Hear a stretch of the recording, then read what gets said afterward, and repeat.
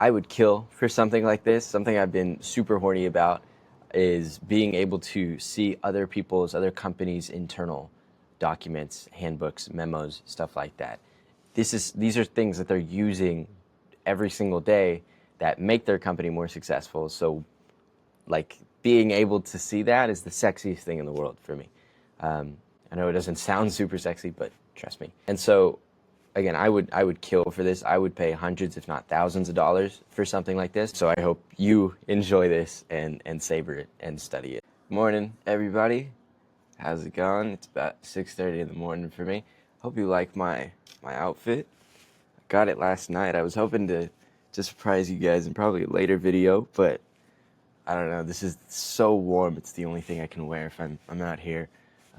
So hope you guys enjoy it. Hope it adds to the video. So in this video, I'm going to be talking about some of the things that have helped me get better at management and leadership over time, as well as something specific that I'm actually testing out right now that I don't expect to be perfect. I'm sure there will be things that we can improve upon with it, but it's a great first start for what we're doing, and I recommend it as a way for you to, say, help one of your team members if you're already managing a team, or just want to learn about leadership in general so you can start doing it in the future. But regardless, just if you have a team member, being able to help them if they're struggling with something, for example, like creating a process for what they do.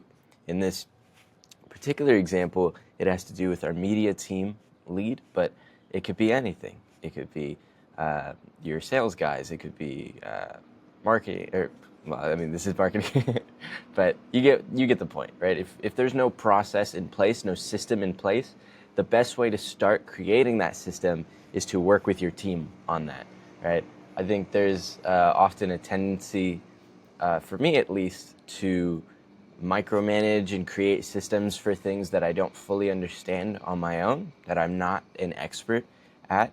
And so if I already have someone on the team that is a subject matter expert, then I'll talk to them about creating that process. And especially this works in two ways. Number one is what I just said. They are more of the subject matter expert. They'll understand it a lot better. And also, number two is they're actually going to battle test what system you put in place. So if you're working with them, it's kind of like an engineer and a designer working together. It's like if I design out the system and everything with the engineer and they can test it out and see how well it works while the thing is on the assembly line, then we can work back and forth to iterate and improve on that over time. So without further ado, here is a special internal or inside look onto an internal document that we have. I would pay thousands of dollars to see something like this. So hope you guys enjoy watching this. But without further ado, here we go. So this is what it's about. Like I said, this is with our media team lead in regards to, I didn't say this part, it's in regards to a video that we're creating about our trip in Antarctica. That's why it's so cold where I'm at. That's why I'm wearing a penguin outfit. And so basically something that's been going on with our media lead, or our media team, is our media lead is fairly inexperienced. Our media team, we kind of expanded really fast without actually putting in any systems or anything. So we've got all these editors just kind of sitting around, not really doing a whole lot. And so it's been a long time coming where I'm able to sit down with the media lead, with the media team, and figure out how can we improve the system moving forward. What actually happened a few weeks ago, which was like a huge, partially a setback and partially like a huge growth moment for the team. Either way, I'll talk about it in a different video. We had this huge deadline, this huge project to get all these videos out at the same time, and I had to come in and get them going, give them the clear direction that they needed in order to get those videos out. Otherwise, they would have never gotten out, or they wouldn't have been up to our standard because there wouldn't be those feedback loops that I put in place. Like, I'm kind of teasing what that video is going to be about, but the point is the media team was not performing well on its own. I had to step in. I had to take the lead, and that's no bueno for the future. Right now, that's okay. Again, our media team lead is not totally experienced, so it requires a little bit more hand-holding for that, which is totally fine. You know, you either pay your employees in two ways. Either you don't pay them or pay them very little, and you pay in that ignorance tax, or you pay them a lot, and you get people that know what they're doing. So that's the trade-off we chose with our media team lead. And so with this checklist, this is meant to improve our system for creating a video. What it seems like our process is currently is start creating random stuff as it comes up, without any real planning for what the video should be. Just start recording a bunch of footage without any clear direction, and then hand it off to the editors and say, make me a masterpiece, and then, have to continuously iterate and tell them, no, I don't want this, I want this, no, I want this. And of course, you're always going to have to do that. But in this case, it's like you're constantly on these editors because they don't understand what you want. You don't even understand what you want. And so with my team lead, the media team lead, I took a step forward in something that I learned from Elon Musk's biography, which is to just challenge everything, right? Challenge every requirement, challenge every process. Always ask, like, why are you doing this? Why is this in place? If you start getting answers like, oh, we've always done it that way, oh my God, you just hit a gold mine of stuff to fix. And so in this case, like, I was like, why don't, like, what is our process for creating a video? And we didn't really know. We didn't know how we do research. I was like, what is our process for doing research? And the team lead said, oh, I just sort of, look up competing YouTube channels or other people that are in the sphere around me. And I was like, okay, how many? And he was like, like, you can probably see where I'm going with this. None of it was really in place. All of it was casual. And so I created this checklist with our media team lead to put every single action item in detail, one by one by one. So nothing is left off the table. Nothing is left confusing. Everything is completely written out as clear as possible so that even a 5-year-old could follow this. And so my plan with this is not to create a team that just follows checklists all the time, but to create over time an actual standard procedure, an SOP, for the media team to create videos off of and innovate off of, so that we can create the best process for creating videos. And then the editors themselves can, use this outline, not to keep themselves stuck in structure, but to over time use it to have that safety of like, okay, I know what I'm doing, I just need to follow this, and then innovate from there, right? Get creative from there. If they're creating thumbnails and stuff, they can start to like go through, for example, creative and pre-production. They can start to innovate off the colors used, off the size of each element in the thumbnail, etc., in the video itself. And this is something you deliberately have to incentivize with the media team specifically, is incentivizing that innovation. But I'm getting on a tangent. The point here is the checklist itself. The media team lead thought it would be really funny to create a checklist of what to do. And then this is what I started having him write, is write down the goal with our channel. Is what he was telling me we needed to do, was figure out the goal. And I was like, okay, what are figuring out the goal is the umbrella check off the list. What are the checks underneath that? Like the sub checks, if you will, like that we need to figure out exactly like what to do to figure out or to check off that box, right? What are the specific tasks that we can actually check off that say, okay, this is done. We have figured out the goal. right? So writing down the goal with our channel, well, obviously we need to figure out the goal. And how do we figure out the goal? We write down our offer stack, our values. We write down why the media we make helps those offers and values. We look at and write down key points that we've seen from our YouTube channel. And then in our specific case, I had him look at Mosey AI is just like it's another sort of ChatGPT thing that we have. And so I had him talk to it and synthesize all of that information into figuring out what the goal was. And so you can see he's already gotten that far. And now he's doing research on other channels, other YouTube channels that are in our sort of space, some that are, you know, in other niches but have the same vibe that we want to go for, other ones that are in our niche but don't have the same vibe, etc., etc. Just more successful people. And so taking screenshots of 3 thumbnails and titles, 3 channel homepages, the shots, and then this is something specific. Like I don't need to go through this entire checklist, but my point is every single thing is accounted for, even down to like writing notes of what's going on, writing on the story arcs. The media team lead just said like, okay, now we need to. What I'm going to do in my research is I'm going to note down the story arc in each of these videos. What does that mean? When are you done with that task, right?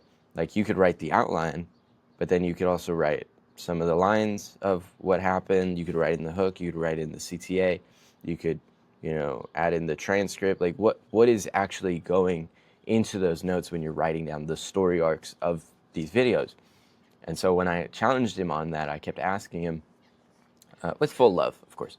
I just wanted him to improve. He wants to improve, of course. So I challenged him, and what we figured out was where it's important, the most important thing to detail is the minutes of a video, right? This is something we've learned from other more successful YouTubers, is like having it down to the minute of figuring out what's shown, the objects, the text, the music, the characters, etc. He even put the transcript of the hook. Like, I don't know how you can get much more specific than that. So once you write down the transcript, once you put how many cuts there are, etc., you start to go down the list. You start to realize, like, as you go down this list, like there's one part of writing it, and then there's the other part, which is why I said it's important, like the designer and the engineer working together. As the engineer is going through this checklist, he's able to challenge the things that are on this list, as far as, are these important? Are these clear? How can I improve upon this moving forward? Like, we created this specifically for our Antarctica video, which I think you can see in some of the checks of like things that are specific to Antarctica. But most of it, you could tell, is pretty evergreen. Like, we're creating this checklist so that we can use it in the future, so that it's as efficient as possible, and make our operation a well-oiled machine. But if our checklist and our requirements are not constantly challenged and improved upon, then we will slow down. We will get stagnant, right? This is a long fucking checklist. And so, you know, like, do we need to do this for every single video? What can we skip out on? And a big thing here to note is, like, we're building this from scratch. We don't have access to other companies' internal memos and stuff like that, as far as like how they create content. We do have editing friends, and we could ask them more about their process, which we have, and they've been slowly helping us iterate on top of this, which, you know, I'll create more videos on how this is going in the future. But for now, this is what we have, and this is the best place to start, because it's messy, right? Because it might not work properly. The point is to make active mistakes rather than passive ones, right? If we're sitting around just kind of hoping that we'll figure it out, and we get lazy and the system starts to break down, that's totally on us. We're not working to the best of our ability to make the best media, to make the best company, right? Whereas if we're making a checklist like this and it turns out to be a total flop, we love a good flop, okay? We love when we try something and it fails and we build that resilience from that failure and get back up and try something else. Try something new. Talk to more of our editor friends. See what their process is. See what they think of our process. Like, it's so important to keep that in mind of an active failure versus a passive failure for you if you're working by yourself, and especially for your team. If you're starting to become a leader or you already are a leader, you need to figure out, is my team making active mistakes or are they making passive ones? What I said in the beginning of this video on my like 7-minute long monologue before I showed the checklist is this sort of idea of, or not idea, but this situation of the media team not really knowing what to get out and sort of just waiting on more direction from leadership. And then once I walked in, I was like, "What? Like no one's really trying anything. No one has any idea where to start with the process, and it's so casual that people are stuck in their tracks, just kind of working laissez-faire, if you will." And so, with this, I want people to go through the checklist. I want to know that the checklist that I created with the media team lead is either a complete failure and we should never do it, or this might be the key to unlocking our media team, right? To supercharging them to create bomb-ass content. And we'll find out, right? But again, like, I would rather we actively fail at something and try and know that we tried our best to prepare than to sit around, wait for things to get handed to us, be a sort of regular 9-to-5 employee, and just have everything crumble because we're not making sure it's working properly. So the key points from this video are, number one, challenge everything, challenge every single requirement, challenge every single process, challenge everything in your company. If you want to improve, if you want to get better, if you feel like things are stagnant, or even if they're fine, if you just want things to improve, because in business you're either improving or you're failing, then challenge everything. Ask, why are we doing this? Ask, why is it being done this way? It's very simple. There's not really much of a script that I have. I just keep asking, why are we doing things this way, or what are we doing here? And I just sort of, I make sure that whoever I'm talking to, at least over time, the first time they might be bumbling like, oh, we're doing it for this reason or another. At least over time, they're trained to know the answer immediately.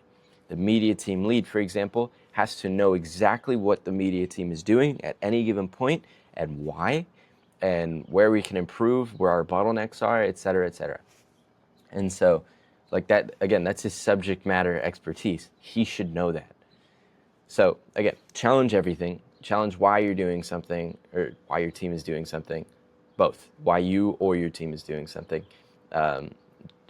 Ask, what can be done to improve this? Where is the bottleneck here that's stopping us from what we're doing? Number two is make active mistakes, not passive ones. So don't sit around. Don't just hope that things will get better.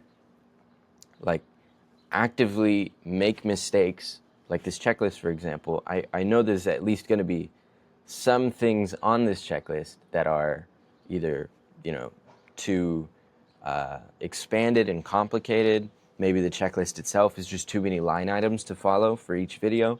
Who knows? But all I know is that at least we're making progress. At least if we find out that this doesn't work, we've also found out that there's one thing that we shouldn't do. Like, when you're trying to figure something out, you're trying to figure out, what should I do to get closer to my goal? But an equally important thing to figure out is, what should I not do, right? So if we figure out that this checklist is something we shouldn't do to get closer to our goal, then we know that for the future. The media team lead can note that in his head for the future. oh, we tried that, it didn't work for this reason, maybe we can try it again, who knows, blah, blah, blah. But the point is, he has that rep in the future. And so I hope this was a helpful video for you. Again, I would be paying hundreds or thousands of dollars to at least see this checklist, let alone have someone explain to me how it was created, why it was created, and sort of the process, the internal process of how they run their operations. I would kill to see that. And so I hope this was helpful for you guys. If it was, don't forget to subscribe. See you on the next one. Peace.